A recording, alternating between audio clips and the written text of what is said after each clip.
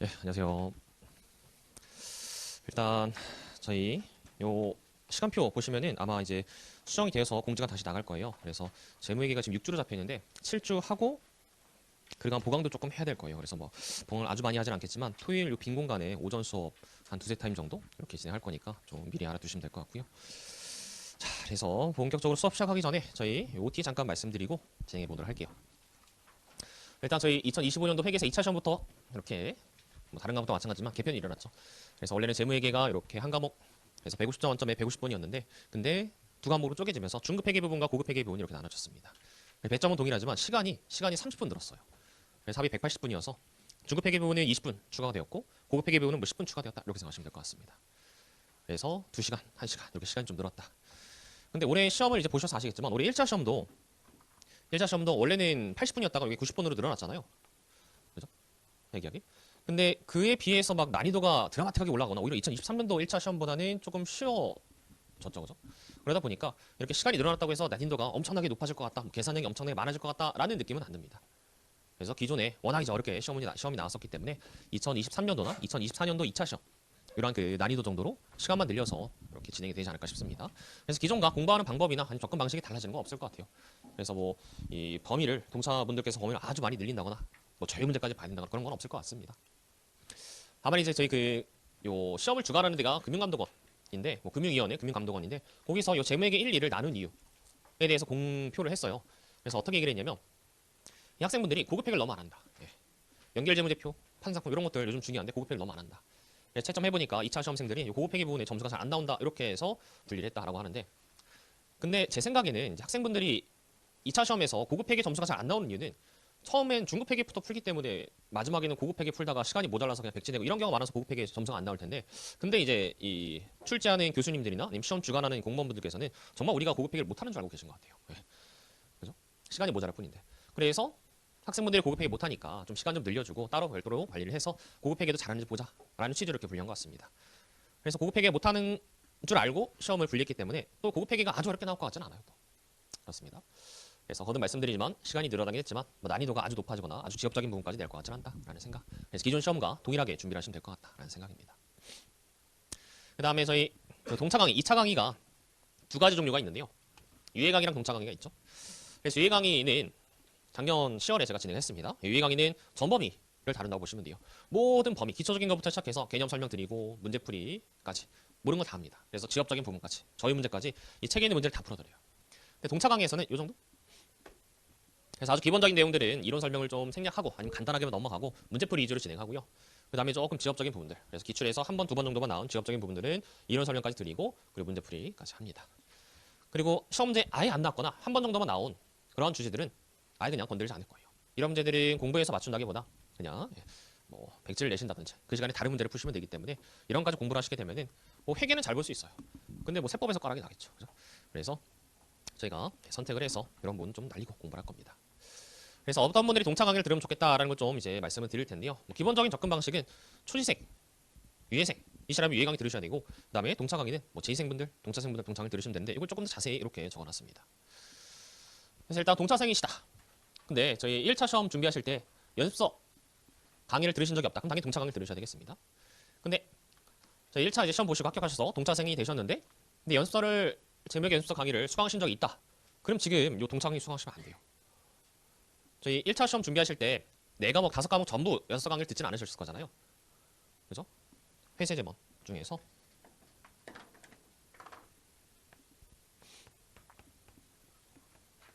이렇게 4과목 중에서 보통 이제 회세 정도만 연습서 강의 들으시고 잼1은 뭐 둘 중에 하나 정도 들으시고 이렇게 했을 텐데 근데 여기서 연습서 강의를 들으신 과목은 요 동차 시기에는 들으시면 안 돼요.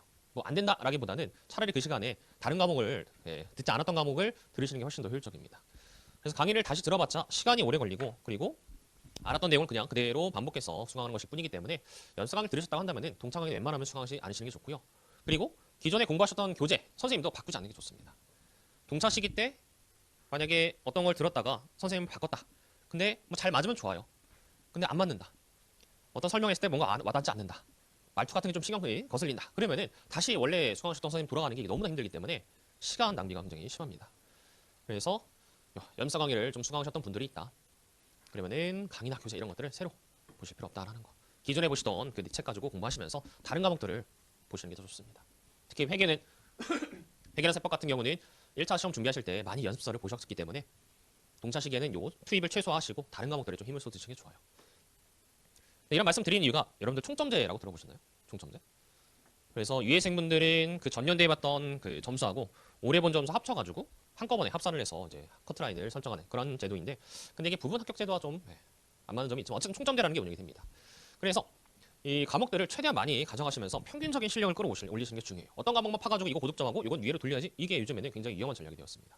그러다 보니까 이제 회사에 대해서 연수 강의를 수강하셨고 공부를 하셨다면 다른 과목에 힘을 좀 써주셔라, 그런 거고요.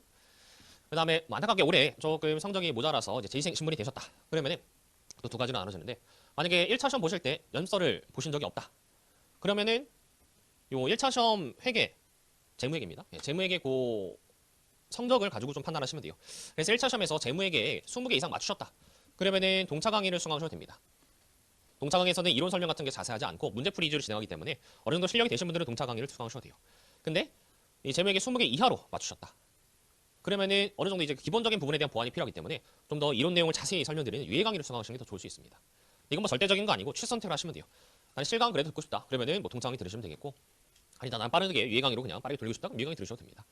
그래서 이건 취선택하시면 되겠고, 그 다음에 재생이신데 작년에 연서 2차 강의를 수강 경험이 있다. 그러면 이제 그 학생분의 상황을 좀 살펴봐야 됩니다. 그래서 이런 분들이 계시다고 한다면은 저한테 상담을 오세요. 그래서 제가 오늘 내일도 있고 그다음에 수요일도 오기 때문에 수요일에 뭐 수업 시간 중간중간에 쉬는 시간에 아니면 점심시간에 또는 수업 끝나고 나서 저한테 상담 오셔가지고 지금 상황 이런데 어떻게 하면 좋을지, 아니면 다른 상황도 마찬가지입니다. 상담 오셔서 어떻게 하는 게 좋을지 상담을 좀 받으시는 게 좋을 것 같습니다.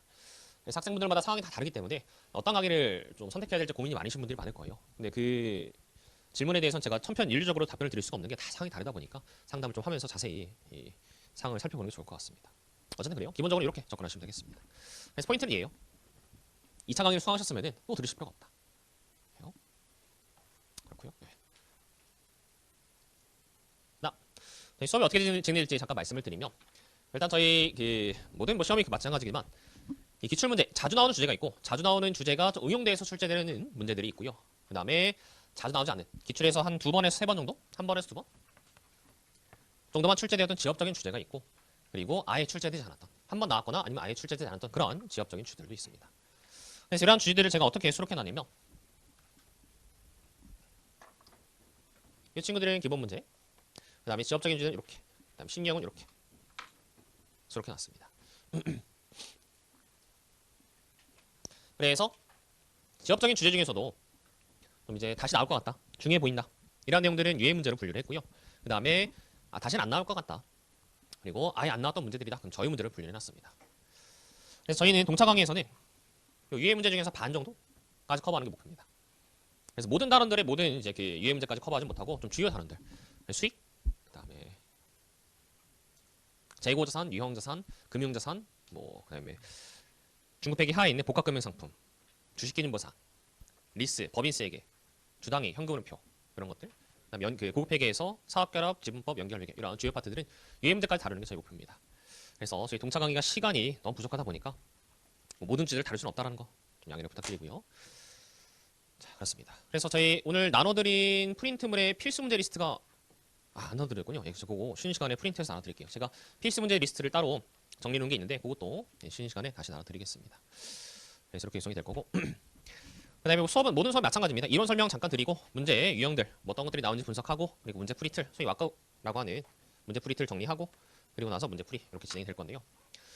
근데 이 문제풀이 틀이라는 게 요즘 들어서 중요도가 조금 떨어지고 있습니다. 왜냐? 전형적인 그 문제풀이 틀을 통해서 기계적으로 풀 수 있는 문제들이 많이 줄어들고 있어요. 그래서 교수님들께서 많이 문제들을 변형해서 기존의 문제풀이 틀 가지고 풀 수 없는 문제를 많이 내고 계신데, 근데 그게 좀 오해를 하시면 안 되는 게, 그런 신유형의 문제를 하더라도 문제풀이 틀 플러스 알파를 물어보는 문제들이 출제가 되는 것이지, 아예 이걸 안 쓰고 그냥 다른 거를 물어보는 문제는 출제되지 않습니다. 그래서 뭐 올해 1차 시험 보셔서 아시겠지만 올해 1차 시험에 법인세계 문제 있죠. 법인세계에서 총포괄 손익을 물어봤는데 그 총포괄 손익 구하려면 어쨌든 법인세 비용 구해야 됩니다. 그죠? 법인세 비용을 기계적으로 구한 다음에 거기에 기타 포괄 손익 이런 것들 추가로 고려해서 총포괄 손익 계산하는 거. 그 법인세 비용 계산하는 틀은 당연히 써야 돼요. 그럼 뭐가 있었냐면 전환사채 문제 기억나시나요? 전환사채 문제도 조금 이제 그 변형된 문제였던 게, 일반적으로는 행사되었으면 행사 시점에 그 뭐 주발초 같은 거 물어본다든지 행사 이후에 이자 비용을 물어보는데, 근데 행사하고 나서 3년 동안의 전체 이자 비용을 물어봤습니다. 이런 문제. 또 그런 문제라고 해서 기존에 쓰던 틀을 버리고 새롭게 문제 풀어야 되느냐? 그런 거 없습니다. 똑같이 행사 시점 회계 처리하고 그 다음에 행사 이후에 이자 비용 구한 다음에 뭐 1년치 2년치 이자 비용 더해서 또는 전체 이 발행 금액과 그 다음에 갚을 금액의 차이로 이런 식으로 기존의 문제 풀이틀을 활용해서 문제를 풀기 때문에 문제 풀이틀이 쓸모없는 건 아닙니다. 베이스에다 추가로 알파로 뭔가 고민할 내용들이 문제가 출제가 되는 것이지 문제 풀이틀 확실하게 익혀주셔야 된다. 그렇고요. 네. 그 다음에 저희 교재는 이론 솔루션 3판하고 기출 솔루션 4판 이렇게 두 개를 쓸 겁니다. 근데 오해하시는 분들이 많은 게 기출 솔루션이 그냥 약간 브랜드 네임이에요. 그래서 기출 솔루션 1책이 요 회계사 2차 연습서를 지칭하는 게 아니라 요 부제가 있죠. 그래서 기출 솔루션 공인회계사 중급 회계 연습, 기출 솔루션 공인회계사 고급 회계 연습, 기출 솔루션 객관식 기본편 500제 뭐 이런 식으로 해서 기출 솔루션은 문제집에 다 붙는 그냥 브랜드 명칭이기 때문에 여러분 질문하실 때 기출 솔루션 몇 페이지에 무슨 문제 이렇게 질문하시면 제가 몰라요. 그래서 꼭 기출 솔루션 다음에 나와 있는 이거 기출 솔루션 이거 얘기 안 하셔도 되고 그 다음에 나와 있는 회계사 연습서 몇 페이지 이런 식으로 객관식 몇 페이지 이런 식으로 그 책의 구체적인 명칭을 좀 써서 질문해 주시면 좋겠습니다. 그 다음에 저희 여기 필기노트 이건 뭐냐면 여러분들 이제 그 수업 시간에 제가 요 칠판에 보여드리는 판서 자, 칠판 하나하나 쓰면서 수업 진행하면 너무나 시간이 오래 걸리니까 판서를 미리 PPT로 띄워놨는데 그거를 그냥 프린트 해드린 겁니다. 그래서 제가 요 PPT 띄워놓은 데다가 필기를 몇 개 할 거예요. 그러면 그 필기한 내용들을 그 필기노트에 같이 옮겨 적으시면 되겠고 그 다음에 꼭 하셔야 될 게 필기노트에 썼던 내용들을 다시 여기다가 이론 솔루션 책이나 아니면은 기출 솔루션 책에다가 녹이셔야 됩니다. 이거 필기노트 분명히 여러분 언젠가는 잃어버리거든요. 잃어버리지 않아도 잘 모아둔 다음에 안 봐요. 그죠? 안 봅니다. 그렇기 때문에 이 필기노트에만 정리해 놓으시면은 그러면은 이 필기노트에만 정리해 놓은 내용은 나중에 다 그냥 사라져 버리게 돼요. 머릿속에 날아갑니다. 다시 보지 않으면은 다 까먹게 돼 있어요. 그래서 여러분들이 앞으로 계속 보실 책인 이론 솔루션이나 기출 솔루션의 내용들에다가 옮겨 적으시고 최종적인 목표는 뭐냐면 다시 이렇게 연습서에서 보셨던 내용 중에서 여러분들이 부족한 부분, 맨날 틀리는 내용들, 함정에 걸리는 부분들을 이론 솔루션 책에 담거나까지 해서 결국 여러분들 시험장 들어가기 직전에 이론 솔루션 책 한 것만 보면은 모든 여러분들이 여태까지 보셨던 모든 교재들 연습서뿐만 아니라 GS, 전국모의고사 이러한 내용들을 담궈낼 수 있는 책으로 만들어 놓으시는 게 중요합니다. 그래서 우리 1차 시험 보셔서 느끼셨겠지만 1차 시험 직전에 회독을 돌리실 때 만약에 정리가 되어 있는 단권화된 책이 있다. 세법의 합급 같은 책이 있다. 그러면 그 세법 합급만 보고 들어가도 내가 여태까지 공부했던 세법 내용들을 다 머릿속에 넣고 시험장에 들어갈 수 있었을 거예요. 근데 만약에 그런 단권화된 책이 없다. 그래서 예를 들어서 재무회계에서 객관식 책 따로 풀고 모의고사 책 따로 풀고 기출문제집 따로 풀고 그다음에 뭐 동형 모의고사 이런 것도 풀고 전국 모의고사 풀고 이렇게 해서 막 이제 문제집을 풀다가 그대로 그냥 시험장에 들어갔다. 그러면은 그 내용들이 어디서 본 기억이 있는데 그게 시험 문제에서 풀리지 않은 경우가 굉장히 많았을 겁니다. 왜 그러냐면 단권화의 차이예요. 시험 직전에 그 내용을 봤느냐 안 봤느냐 그 차이입니다. 그래서 사람들 머리가 뭐 당연히 좋으시지만 그거에 비해서 공부량이 너무나 많죠. 그죠? 전체 1차 시험이면 8과목을 공부하셔야 되는데 근데 그 8과목이 머릿속에 집어넣는다고 해서 그게 그대로 남아있지 않습니다. 계속 삐져나와요. 근데 그걸 붙잡아 놓기 위해서는 시험 직전에 심지어 그 쉬는 시간 중간에 그죠? 오전에 경제경영, 오후에 상법, 세법, 그 다음에 회계 이 시험 중간중간에 20분 정도라도 그 단권에 대해서 가지고 그 다음 교시에 볼 내용들을 보셔야지 그거 가지고 또 시험장에 들어가게 되는데 이거 안 한다. 요 사이에 보기 위한 단권화된 교재를 정리해놓지 않는다. 그러면은 굉장히 성적이 안 좋을 수밖에 없습니다. 그래서 단권화 꼭 해주셔라. 그걸 위한 책이 이론 솔루션 책이다. 그렇습니다. 자, 그래서 이렇게 제가 어떻게 수업을 진행하고 어떻게 교재를 쓸지 좀 미리 말씀드렸고요. 그 다음에 이제 앞으로 향후 좀 일정을 미리 말씀을 드리면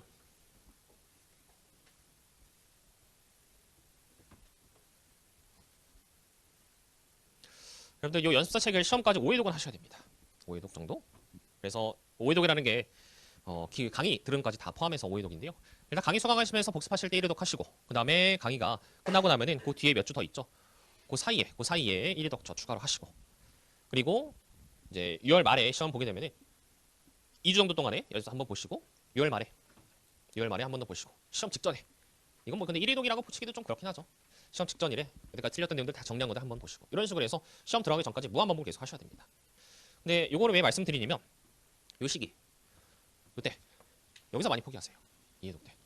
그래서 강의 들으면서 제가 수업 시간에 풀어드렸던 내용 가지고 필기노트에 옮겨 적은 거 보면서 문제 푸시면은 잘 풀립니다. 이러다 동차하는 거 아닌가? 이런 생각이 들어요. 근데 이제 두 번째 보실 때 혼자 문제 풀게 되면 하나도 안 풀립니다. 기억이 하나도 안 나요. 두 번째 보실 때쯤 되면은 거의 한 달 반 정도가 지난 후일 텐데 그때 되면은 맨 처음에 지금 오늘 당장 시작하는 수익 파트 내용이 하나도 기억이 안 납니다. 그럼 이때 많이 포기를 하세요. 그래서 여기서부터 이제 무슨 과목을 버릴까? 감사 버려야 되나? 이런 생각 하시게 되죠. 근데 요때 이제 공부를 좀 수월하게 하시기 위해서는 처음에 1회독 때 강의 수강하시면서 뭔가 아리까리한 내용들, 내가 이해하지 못한 내용들을 다 정리를 정말 잘 해놓으셔야 됩니다. 근데 정리를 어디다 해놓으시는 게 좋냐면 이론 솔루션 책에 바로 하시는 게 아니라 그 리갈지 이건가? 네. 옥스포드라고 그 다이소에 가보시면은 요만한 종이가 있어요. 네. 거의 예, 옥스포드 만드는 회사에서 저한테 진짜 광고비라도 줘야 됩니다. 예, 홍보 대사 같은 거 임명해 드려야 돼요. 요 이렇게 남색이고 여기 흰색 종이에다가 이렇게 줄 그어져 있고 이거 한 장씩 쓸 수 있는 종이가 있거든요. 여기다가 정리를 해서 그 책에다가 쭉쭉쭉 끼워 넣으셔야 됩니다. 왜냐면은 이제 1회독 할 때 중요하다 생각했던 부분이 중요하지 않은 부분이 있을 수도 있고 그다음에 정리했던 내용이 틀릴 수도 있어요. 그래서 여러분들이 계속 공부하시면서 정리한 내용들이 수정이 되고 추가가 되고 또는 삭제가 돼야 되는데 그런 것들을 책에 미리 적어 놓으면은 나중에 수정이 굉장히 불편합니다. 그래서 꼭 반드시 요 쉽게 버릴 수 있는 리갈지라는 연습장을 활용해서 이게 굉장히 또 종이가 얇기 때문에 책에 껴 넣어도 별 티가 안 나요. 그래서 이런 것 활용해서 또는 포스트잇 같은 거 활용해서 좀 정리하시고 그리고 요 2회독 때도 똑같이 정리하셔야 됩니다. 요거 가지고 정리를 똑같이 하셔야 돼요. 그래서 2회독까지 이렇게 해서 정리를 잘 해놓으시면 이때 6월 달에 굉장히 수월합니다. 1, 2회독 때 고생을 좀 하셔야지 3, 4, 5회독 할 때 좀 수월하게 진행이 될 수 있지 만약에 정리를 잘 해놓으셨다 그러면 무너지는 거예요. 그래서 제발 부탁드리지만 이거 정리 뭐 정리라는 게 다른 게 아니라 문제 풀면서 깨달았던 거 이런 것들 마구 같은 것들 문제 풀면서 맨날 틀리는 것들 이런 것들 뭐가 있을까요? 맨날 함정에 걸리는 것들 이해가 안 되는 부분들 이런 것들을 그냥 미래에 나한테 편지 쓴다 생각하시고 내가 미래에 다시 봤을 때 좀 공부할 때 도움이 된다라는 내용이 있으면 다 그냥 남겨둔다 생각하시고 정리해 놓으시는 게 필요합니다. 그래요. 자, 그래서 이렇게 좀 잔소리 해봤고요.